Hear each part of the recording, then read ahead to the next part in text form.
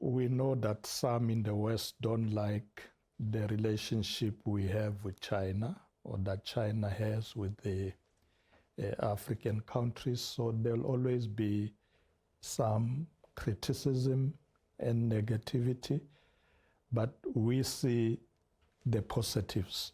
We have not seen the negatives that they are talking about. We know that the Chinese companies that are locating in the African continent are bringing with them skills, they are transferring skills. So that approach to me is very important. I don't see any negativity.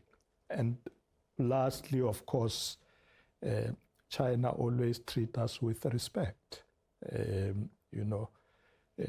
For us, when China looks at us as South Africa or the continent, they don't see commodities, they see people.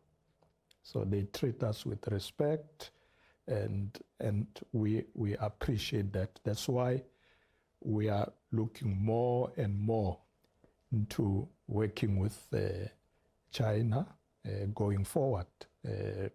And it's because of this positive attitude.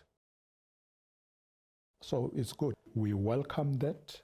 Already some of our citrus products coming to China are already enjoying duty-free access because of this zero rating.